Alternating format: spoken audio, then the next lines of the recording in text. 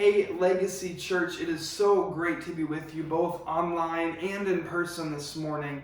My name is Caleb Monson, and I am a full-time U.S. missionary with Free International, where we help fight sex trafficking all across the U.S. as well as in this great state of Minnesota. I want to share my story with you a little bit today, as well as what I do and what we do as a team and how I got involved in this ministry. Looking back about 7 years ago is the time when God began to put a burden on my heart for victims of human trafficking. And that was back in 2014, where it wasn't really talked about very often. It wasn't really a topic on the news media, in churches, on Facebook, anything like that. It was pretty much not talked about. And at that time, 7 years ago, as I watched this documentary and began to weep at the end of this documentary, that God laid on my heart this burden and this passion to begin fighting this issue. And it was quite a long process, but over the next 5 years or so, God began to increase that burden until about 2 years ago, I officially joined Free International full-time. And as that process has happened, God has continued to increase the burden and increase the hurt in my heart, as I very frequently am working hand in hand with victims all across the U.S. And as I tell my story with you today, it was something that God began to do in my heart, and to begin to inspire other people just like you to see what their key, what their talent and ability is in fighting this issue as well. A little bit about what we do as an organization of Free International. We have team members all across the U.S. that have dedicated their life full-time to fighting this issue. This issue is an ever-growing issue, and I'm going to give you some statistics this morning that maybe you know or maybe you don't. But I want to encourage you this morning, or whenever you're watching this, to, when you think of these statistics, to put a face behind them. To realize that these numbers, every single number is a person's life, is a person's dreams, of their ambitions that have completely been cut short because of what has happened to them. And on average, they estimate that there is around 40 million slaves in the world today, that are most of them caught up in the slavery of human trafficking. And as we think about the issue of slavery, it's not an issue that we usually think about as happening today, but I want to challenge your idea this morning that as we dive deep into this issue, to realize that it's happening closer than we realize. It's happening in every town, every community across the U.S. On average, they say about every 30 seconds, somebody is trafficked for the very first time. Now that does not include the 10th time that a kid is sold today and tomorrow, but I'm talking about the very first time that somebody is sold into trafficking, every 30 seconds.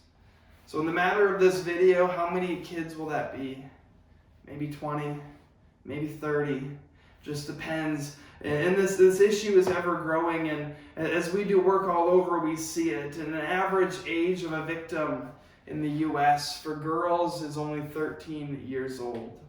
And the issue that I have with numbers like that of averages is to realize that there's a lot younger victims in that number. There's a lot younger children in that number, and we have to do something about it. And as I said, God grew this passion in my heart until finally I committed my life to doing this full-time as a missionary. You might be wondering, what do we do? How do we fight this issue? How do we make a difference in this world of human trafficking? Well, we do a lot of different things. Some of the main things that I'm a part of that I do on the team is I help lead our massage parlor intel team. As we go into massage parlors all throughout the U.S. and we gather intel for law enforcement to shut these places down. As we begin to go in these places and see all the red flags, all the signals of trafficking, we're able to hand that intel to law enforcement for them to begin to build their case to shut these places down. Now, you might not realize it, but massage parlors exist in almost any town of the size 10,000 or bigger, and oftentimes in towns smaller than that. I was a youth pastor in Frazee, Minnesota for 3 years, and 7 miles from where I lived, a massage parlor got shut down 2 years ago for human trafficking, specifically sex trafficking. It's happening all over. And I want to share a little story with you today. 2 weeks ago, I was in Las Vegas, Nevada, where our main headquarters is. As we were doing outreaches that whole entire week, finding kids and doing work in massage parlors, and I went into one massage parlor that I've been in quite a few times when I'm down there. And as we were doing a compassion ministry of giving out gift bags to these victims in the massage parlors, and I began to ask the girl about services and different things that they offer, because she thought that I was a potential client. She almost began to weep. You could see her eyes were watering as she thought that I was one more client that she had to service today, but instead she realized after that we were there to show her love and compassion. She completely wept in the lobby of that massage parlor to realize that we weren't just another John that she would have to service today. More things that we do is, like I said, we look for missing kids all over the U.S. And 2 weeks ago, we did a big search where we looked for 30 missing kids in a major city. This time it was in Las Vegas, as I said. As we gather intel and scour social media and online ads and do all that stuff, as well as hand out flyers in these major cities, we find missing kids. In 1 week, 2 weeks ago in Vegas, we found 15 kids that have been missing. Many of them for months or maybe a year or more. And people ask, how do you find missing kids? How do you find these kids that no one else has found? Well, the reality is you find what you're looking for. Many of these kids don't have anyone looking for them. Whatever their story might be, whether they're in foster care and they're missing, or whatever the story might be, they don't have anyone looking. So we come in and look as if they're our own. And we bring them back to safety. Like I said, 15 kids. One of the kids that we rescued back 2 weeks ago in Vegas.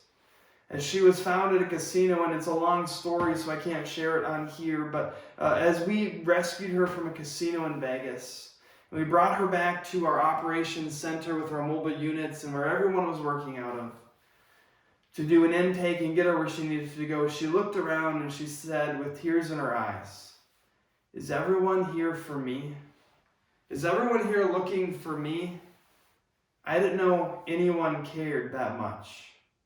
With tears in her eyes, and as we tell that story, and as we were in that moment, we had tears in our eyes of a young 15-year-old girl that didn't think anyone cared enough to even look for her. As she sees countless people working night and day all around her in order to find another kid, in order to bring another kid home or bring her to safety, to bring them hope. I talked about dreams and ambitions that are stolen from our kids and women and all over the world, but even in the U.S. That 15-year-old girl that we found, we hope that her dreams and ambitions are now possible again because she was brought into safety. Another thing that we do is we do a call center outreach where we're texting girls online to say, hey, if you want help, if you want a way out, these girls are being posted and sold online, just like merchandise, just like vehicles, just like anything you can buy, they're posted on these ads, and we reach out to these victims and just offer them help. When we were in Vegas again 2 weeks ago, that was our most recent operation, is one of our team members was texting a girl that found hope and found help that night. I reached out to our hotline and said, can I be picked up tonight? Can I be brought into safety? A young woman in her 20s. All these things, as I said, just happened not too long ago. And they'll happen again in a couple weeks. And the last thing that I'll talk with you about this morning, and again, thank you so much for taking time to watch this online, is we do school assemblies all across the U.S. Usually before COVID. This year, unfortunately, we have not been in any schools. But as we share in schools across the U.S. and educate about what trafficking looks like in their communities and what happens around them and all this different stuff, and we also talk about suicide and bullying, but we tee it all up at the end to talk about trafficking. Because we have a survivor that shares her story of being trafficked in high school. And we share these stories in these schools, and the reason why I tell you trafficking is happening in every community, it doesn't matter what size, it's because almost every school assembly we do, doesn't matter if it's a town of 500,000 or 500, we'll have 1 or 2 students come forward and say, I'm being trafficked. I didn't know it till today because it's happened all my life. I didn't realize it, but today you offered me hope. And we're able to help those kids out as well. And this is a quick version of everything that I'm a part of, as well as more. But I want to challenge you this morning, if God has put it on your heart to be a part of fighting this issue, because I don't believe only certain people are called to fight this issue. I believe that the church at large is called to be a part of fighting this issue, and that includes every Christian believer, and every person in our communities is called to be a part of fighting this issue. I want to challenge you this morning. What is your call to this issue? Maybe for you it's prayer. Maybe for you it's to take this ministry to prayer, to pray for our team, to be a part of just being our prayer warriors when we are out doing ministry. That ministry is very important to have people praying for us. Maybe for you, God would challenge you to maybe become a financial partner to help us reach the lost, reach the hopeless, to bring hope to the hopeless. I want to challenge you, if that's something that you feel called to do, to reach out to Pastor Brianna, and she'll get you in touch with me so that we can make that happen. Maybe for you, your call, like I said, is to take it to prayer, to give financially, or maybe to change culture in your family, to raise up kids that would know that this issue should not be perpetuated, but that it should be changed, to be aware of the content we're viewing online. And I can go on, but to end this morning of the video that I have for you, would you consider what your call is and fight this issue? Would you pray? Would you give? And would you help change the culture around you? Thanks so much for watching this video. Thanks for your prayers and your finances.